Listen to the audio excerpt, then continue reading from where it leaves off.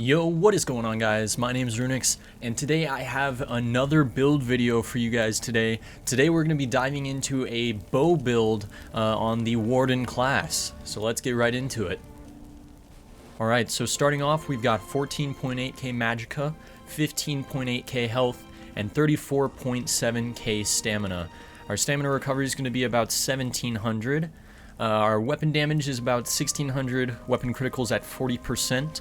Our spell resistance and physical resistance are going to be at 17k. This is a stamina build, so you're going to want all your points into stamina. And the boon we're going to be using is going to be the Shadow for that extra critical damage. Alright, into the skills. The first ability we're going to be using is going to be Acid Spray. This starts off as Arrow Spray. You're going to morph it to Acid Spray because this is going to deal poison damage, and it's also going to be damage over time ability.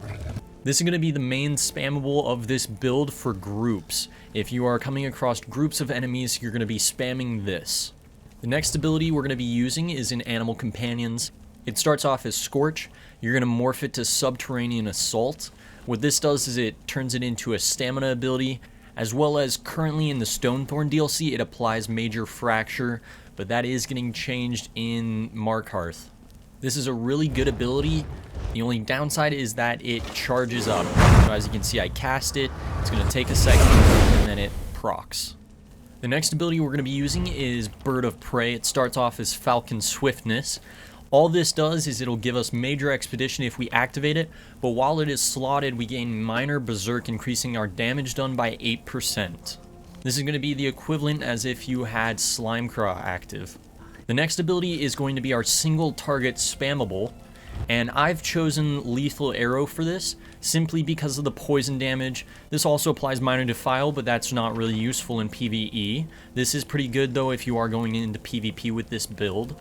The second option you do have is you have Cutting Dive. What this is going to do is it's going to deal physical damage as well to a single target, but hitting that target again with this is going to cause them to bleed for more physical damage. The reason I've gone with Snipe is just because it does more poison damage. The last ability is going to be Growing Swarm. What this does is this is going to be a physical bleed for 12k. It's going to last 10 seconds. This is going to be an AoE as well, which will cause other enemies in the area to take damage. It also applies Minor Vulnerability, which we can get from another thing in our set. Alright, so our ultimate is going to be Wild Guardian. This is going to be a pet, which means that we're going to have it on both the front and the back bar. But what this does is it's going to attack enemies, occasionally dealing 10k damage, which is very nice, as well as you can use the ultimate again if the bear is already up, and it's going to swipe at an enemy and deal 11.4k damage, but this is also an execute ability, which means it'll deal up to 100% more damage to enemies below 25% health. Onto the back bar, the first ability we have is going to be Volley. You're going to morph it to Endless Hail. All this does is increases the duration. It'll increase it to 14 seconds, which will actually increase your damage. The next ability we're going to be using is Bull Netch. This is going to restore stamina to us, as well as give us Major Brutality and Sorcery, increasing our damage by 20%. This also cleanses negative effects off of us. We're going to have Bird of Prey slotted on this bar too, just to get that Minor Berserk on here. The next ability is from the Assault skill line. We're going to be using Resolving Vigor, which is going to be a powerful heal over time. This morph reduces the duration, but makes it heal for a lot more. The last ability is going to be in the bow skill line, and it's going to be Poison Injection.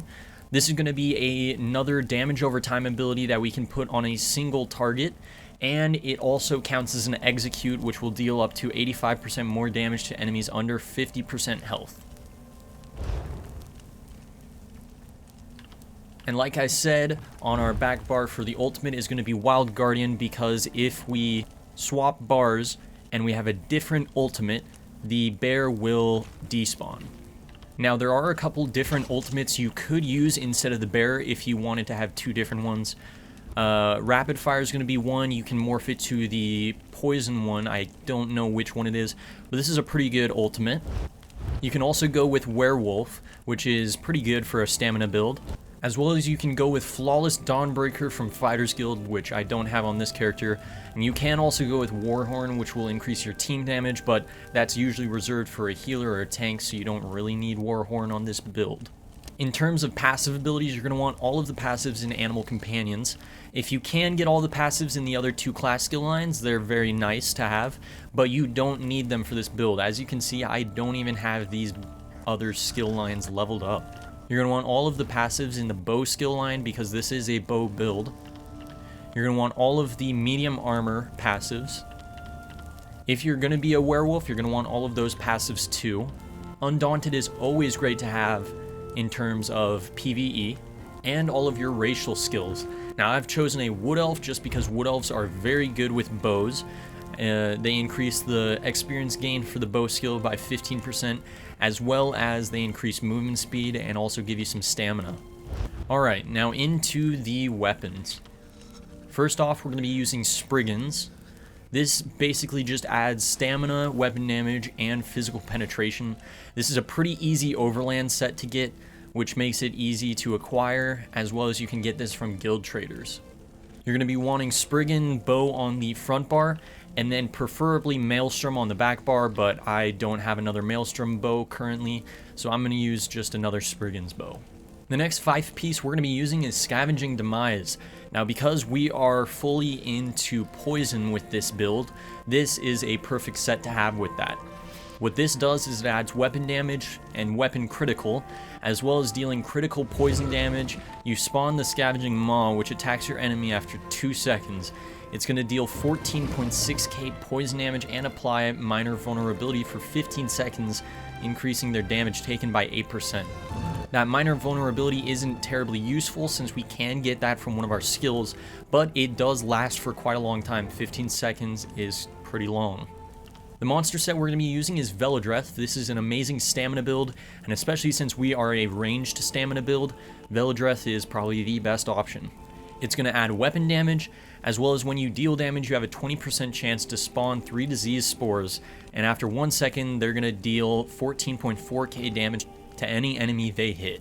Alright, so just to show you what our skills are going to look like, this is going to be Acid Spray. There, as you can see, Velodreth just spawned right there, and Scavenging Maw just spawned right behind that guy. This is going to be the Subterranean Assault. Here's our Snipe, deal poison damage, and then here's our AoE Swarm. As you can see, any enemy within this radius right here is going to also be taking damage over time. On our back bar, of course, we've got Volley, followed up with the Bold Match. We've got the Falcon Swiftness, as well as Evolving Vigor, and then our Poison Injection. And then, of course, our ultimate, which is going to be on both bars. Let's see, we've got that Wild Guardian, and when I swap bars, he isn't going to despawn. In terms of agility on this build, this is the fastest build you can get.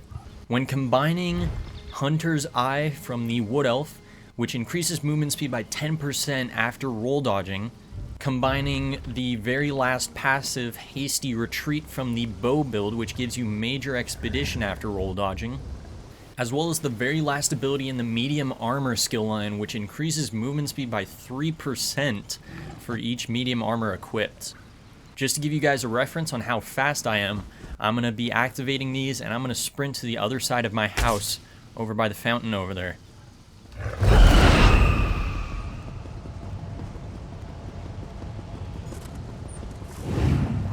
As you can see, I got here pretty quickly. Alright, that's going to wrap up this video of this build today. If you did enjoy it, please remember to click like and subscribe for more content. Please comment down below what I should do next, and I'll see you guys in the next one. Peace.